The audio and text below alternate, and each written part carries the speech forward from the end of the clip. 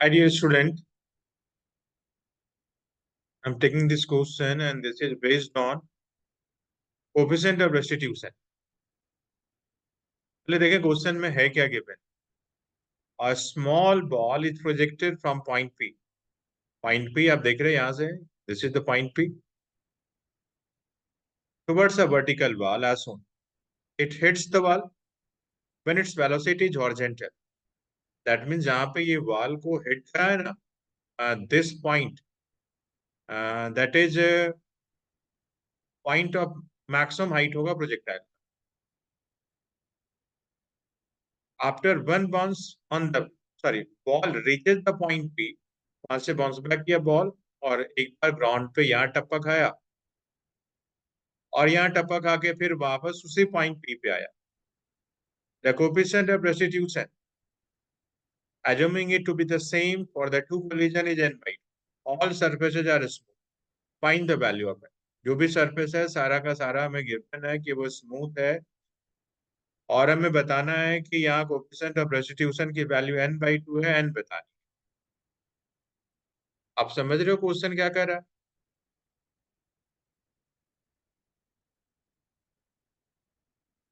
Solve करने का भी क्या होगा.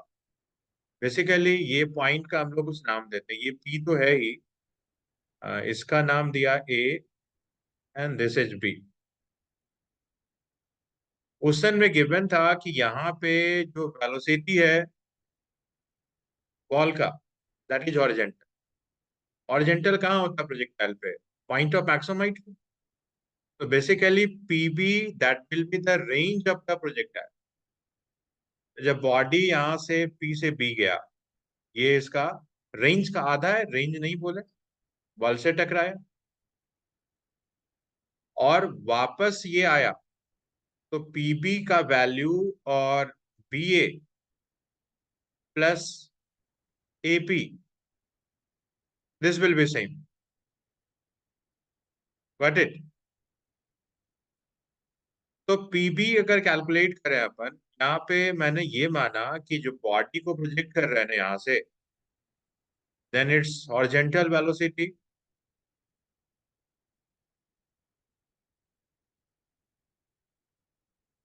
ये हॉरिजॉन्टल वेलोसिटी मैंने लिया यू एक्स और वर्टिकल लिया यू वाई. यू थीटा लेने के बदले मैंने हॉरिजॉन्टल वर्टिकल को ही कुछ नाम दे दिया U X and U Y. जब आप पीबी कैलकुलेट करोगे तो आप लिखोगे हॉरिजॉन्टल वेलोसिटी और ये जो बॉडी पी से इस पॉइंट तक गया बेसिकली ये टाइम ऑफ एसेंट के बराबर है. तो इनटू टाइम ऑफ एसेंट यही होगा पीबी.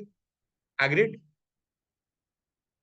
यहाँ पे जब ये वेलोसिटी टकराएगा उस समय वेलोसिटी इसकी यू एक्स ही रहेगी और टकराने के बाद अगर ये कोएफिशिएंट ऑफ रेस्टिट्यूशन अगर ई है तो लाइन ऑफ इम्पैक्ट हॉरिजॉन्टल ही है.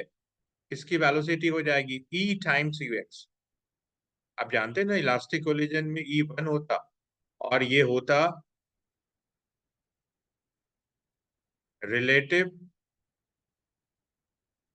Velocity of separation divided by relative velocity of approach. अब यहां से अगर देखते हो तो ये ई का वैल्यू, सॉरी ई का वैल्यू वन नहीं, ई का वैल्यू तो अभी हमें फाइंड करना है, ई ही लिखते हैं इसे. और ये होगा ई दैट विल बी, अगर वेलोसिटी को मानते हैं v1 से बाउंस बैक किया तो ये relative velocity of separation v1 हुआ और पहले relative velocity of approach line of impact along UX था.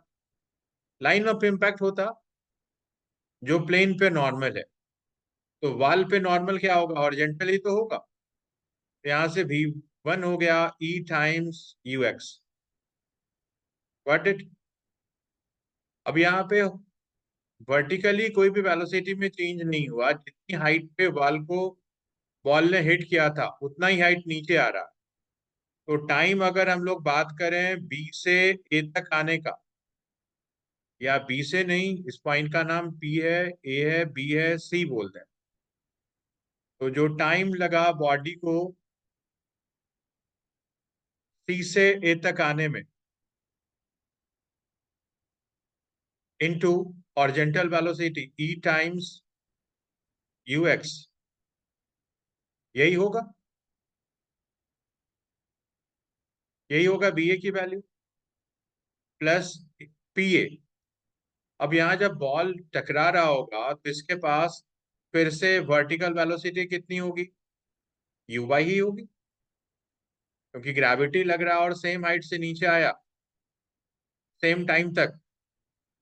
तो यहाँ पे वर्टिकल वेलोसिटी तो यही उसकी यू वाई ही रहेगी यहाँ टकराने के ठीक पहले, और हॉरिजॉन्टल वेलोसिटी इसके पास रहेगी टी टाइम्स यू एक्स। आप समझ रहे हो मेरी बात? टकराने के बाद जो इसकी वर्टिकल वेलोसिटी हो जाएगी, ये हो जाएगी कितनी, यू बाई थी पहले, तो लाइन ऑफ इम्पैक्ट इस बार वर्टिकल है तो टी टाइम्स यू बाई हो जाएगी। ओके, तो अगर आप ए पी ए कैलकुलेट करोगे तो ये होगा टाइम ऑफ फ्लाइट इनटू इसके पास हॉरिजॉन्टल वेलोसिटी जो है that is T times U X है। ओके, यहां से लिखे है U X, time of ascent जो पी से ए तक जाने में लगा था वो होगा vertical velocity U by upon G, time C से ए तक आने का टाइम, सी से ए तक आने का टाइम ये हो गया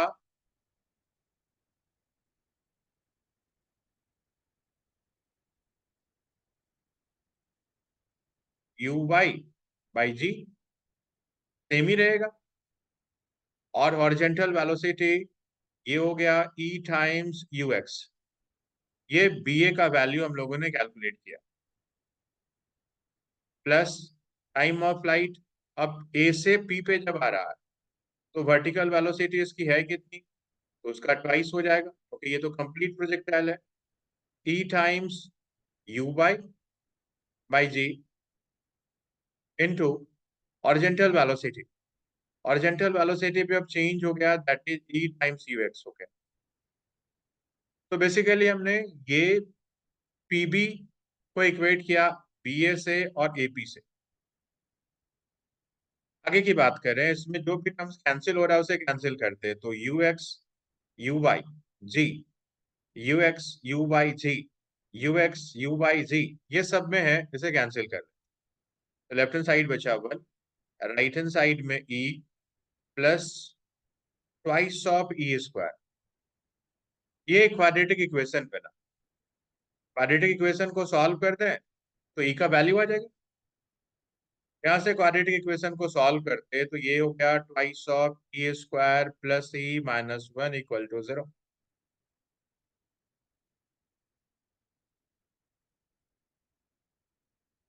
देन ये क्वाड्रेटिक इक्वेशन में ई का वैल्यू होगा, what is the formula, minus B plus minus root D, that is B square minus four A C upon twice of A, minus B that is minus one plus minus B square and B square that is one by two का square,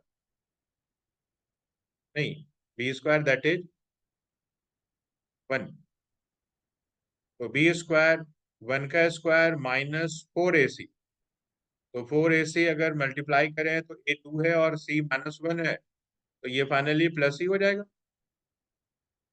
divided by twice of ए, तो minus one plus minus ये हो गया nine by two, और ई का value जब भी होता नेगेटिव तो होता नहीं, पॉजिटिव लेते हैं अपन, तो प्लस साइन यूज करें और नाइन का रूट हो गया थ्री बाई टू, टू ए करना था तो ए का वैल्यू तो टू था, तो two into two, two into two, तो ये हो जाएगा two by four that is one by two, E आ गया वन बाई टू।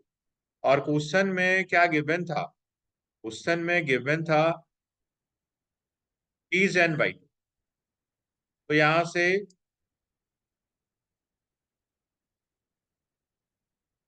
क्वेश्चन में गिवन है E इक्वल टू n/2 और हम लोगों ने लाया 1/2, तो n कितना आ गया?